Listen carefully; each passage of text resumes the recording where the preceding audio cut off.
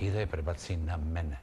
Odatle su te priče koje ste vi govorili. Oni su vjerovali da vi na ovaj način gradite alibi za svoje iracionalne postupke. Ali to je ono što želim da vas pitam. Negdje ključni taj moment razdora između tih ljudi koji su bili, bili su vaši intimusi, bili su vaši bliski saradnici, neki od njih su bili počasni predsjednici stranke, je bio taj moment saradnja. Da li sarađivati sa Đukanovićem, da li ući u sistem u nekom trenutku, pokušati da ga mijenjate. Dakle, kada vi donesete takvu odluku, kao što ste recimo donijeli 93. na 2 mjeseca, kada vi donesete tu odluku 97. godine i kažete, ok, liberali, hajde da podržimo Đukanovića zato što na taj način biramo manje zlo. Onda je to patriotizam. Da. Ko ste vi, evo, da odlučite, samo vi, šta je patriotizam, a šta je veleizdajnički čin? Možda su neki ljudi mislili 2001. godine da vi pravite grdnu grešku i da je to pravi moment, kao što ste vi mislili, 97. da jeste. Nisu oni tada mislili. To je mnogo vremena prošlo da bi se tako mislilo. A reći ću vam sljedeću stvar. 2 izdaje koje sam ja odbolovao i odbolovao 2 mjeseca mi je to bilo užasno teško. Znači, to je bila izdaja Predraga Vulikića, pokojnog Miodraga Vukmanovića. Dobro. Da ne pominjam, mrtvi, zaista. Dobro. Ali da vam kažem, znači, to je tako bilo. Od toga trenutka, kad su oni to mogli da urade, od Crnogorki i od Crnogoraca mene ništa ne iznenađuje. Ja se samo divim kad su oni zaista korektni, pošteni i fer. I ja to duboko poštujem. Razumijete? A ovo znači da sam ja uradio nešto za što su se oni borili, što je bila alternativa tome što sam ja recimo predlagao. Alternativa je bila potpuno jasna. Prelazak u DPS. Služenje DPS-u. Rad sa DPS-u. Shvatate, to je znači bio zapravo zahtjev za eutanazijom Liberalnog saveza Crne Gore. To je bio, njihov cilj je bio da mi, ne daj Bože, postanemo nešto slično što je danas Socijaldemokratska partija. A mi za to nikad nismo bili spremni. Ni u jednom jedinom trenutku i mi smo to tako i dokazali. To su znači te stvari. Ono što mene strašno raduje, jer mi dokazuje da su ljudi održali snagu, životnu snagu, bez obzira što oni glasali, za koga glasali, kako ih ovi kupovali i tako dalje. Niko nema majčinoga sina koji u te njihove priče vjeruje. Jer su te priče potpuno, odmah su pali s toga časa čim su se pojavili. Nemojte zaboraviti onu čuvenu parolu, recimo 98. kad su nam dali 6,3%. Pa se tu u Podgorici pojavila parola. Oprosti nam Slavko, ali posao je posao. Shvatate, znači na taj način se već pokrivala ta ogromna kupovina koja je išla lijevo, desno, obećavanje mjesta, obećavanje čuda i tako dalje. I vi sad recimo kad sa druge strane analizirate ovu priču koju ja pričam, kad pogledate samo na što liči današnji jezik među Crnogorcima. Zvali ga crnogorski, zvali ga kako god hoćemo. Ja ga zovem crnogorski. Ja sam prvi čovjek.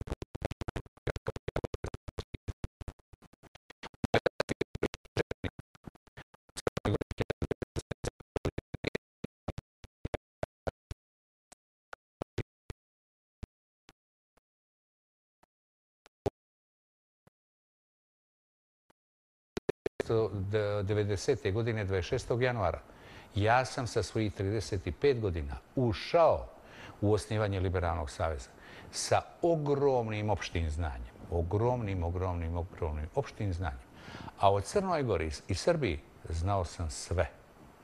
Mene jednom jedan iz Beograda pitao: Slavko, dakle je to tebi da ti sa takvom lakoćom čitaš što se radi ovdje u Srbiji, kako utiče na Crnu Goru i kako ti pariraš te poteze? Ja kažem, ja poznajem velikosrpski projekat Ilije Rašanin i sve one koji su ga sprovodili do Slobodana Miloševića, ja to znam sve u prste. I znam da je taj projekat fundamentalno pogrešno dizajniran. I znam na koji način zaludi ljudi. Isto tako tvrdite da znate i Crnogorce, onako u srž. Apsolutno. To je meni recimo interesantno. Kako je moguće da tvrdite, dakle, da ste bili vizionar od početka do kraja, da se ne kajete za jedan jedini potez. Opet su vas ti Crnogorci, koje tako dobro poznajete, dovodili do toga da im poručite da su, niste vi do duše, nego Vesna Perović, evo konkretno ovo što ću izreći, moralni patuljci. Ali ste, recimo, prilikom gašenja Liberalnog saveza rekli da ova vlast ima svoj narod i da narod ima vlast koju je birao i tako da. Kako to da vi, koji ste sve to imali u malom prstu, koji tako dobro poznajete ovaj narod, niste mogli da na drugi način doprete do njega, nego je snaga vaše partije konstantno padala, a iz vlasti su izvlačili gotovo te, evo, usudit ću se kažem, te dječje usklike. Kako to da mi niste dali podršku? U redu, ovo što kažete da je snaga partije padala, precizno bi bilo reći da je snaga partije kradena i da su oni lažno prikazivali naše stanje. To je uvijek bila laž. Znači, oni su to prikazivali da mi padamo. Ali se Dobro, ne. To što je, ja se tu ne bi složio, to je otišao određeni broj ljudi. Nekoliko ljudi, Nije nekoliko. Desetina, recimo.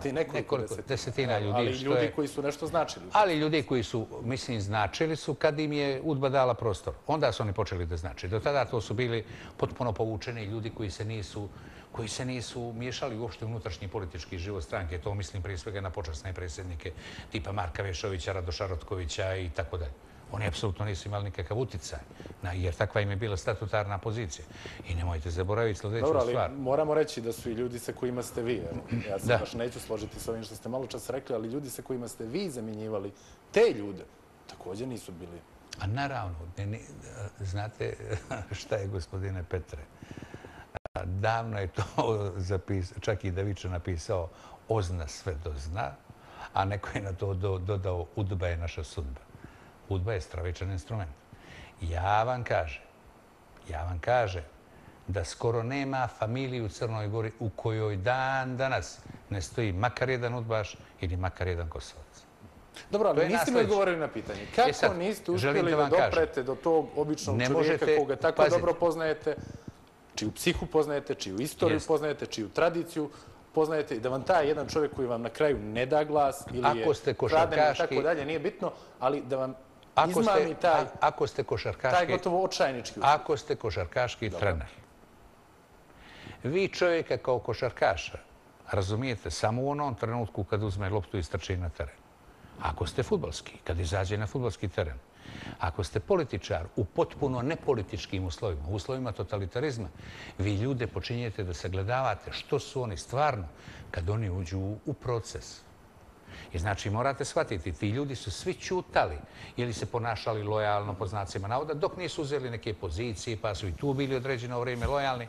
Kad UDBA udari na njih, kad oni prihvate da budu prodati, kupljeni, da se čuda čini, da mu se zaposli šćerka, majka, otac, što ja znam što, krediti, čuda, kuće da se grade, onda se on, znate za koliko? Za 24 sata od čovjeka za koga ste mislili, znate kad sam ja mogao da pomislim recimo da će pretpostavimo doktor Rotković da postane to što je postao. Nikad.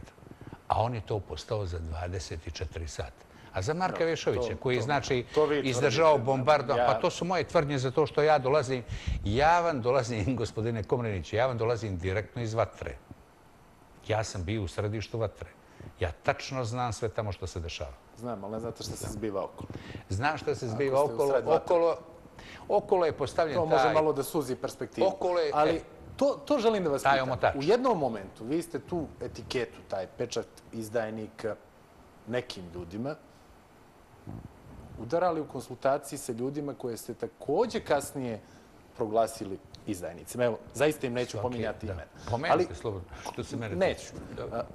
Koliko je teško snaći se više uopšte u toj situaciji? Otkud više znate ko vam je govorio istinu, ko je stvarno radio za službu, ko je bio dobronamjeran, ko vas je filovao lažima? Kako to razlučujete? Ja to i kako pored svega toga možete da kažete da se baš zbog ničega ne kajete, baš zbog nijednog čovjeka? Ne možete vi. Kako se tako sigurno sve to što govorite? Ako vam neko doleti recimo kao anđeo, vidite anđel ispred sebe koji u svome ponašanju nema nikakvih, nemate nijednu jedinu primjedbu. Naprotiv. Potpuno je, recimo, krasan čovjek, divan čovjek, ovo, ono, bori se sa vama, tuče se sa vama, ovo, ono. Dođe jedno jutro, anđeo više nije anđeo, nego je anđeo đavo sa krilima. I sad pazite, mislite da je meni to zadovoljstvo reći nekome da je đavo? Nije. Ali ja to moram da označim da bi drugi ljudi vidjeli i da bi se učili na tom iskustvu. I kod nas u Liberalnom savezu to je bilo dovedeno do perfekcije. Do perfekcije. To što je nas samo nekoliko desetina izdalo u ovim uslovima, koji su postojeći, jesu takvi kao što su u Crnoj Gori, to je ogroman uspjeh.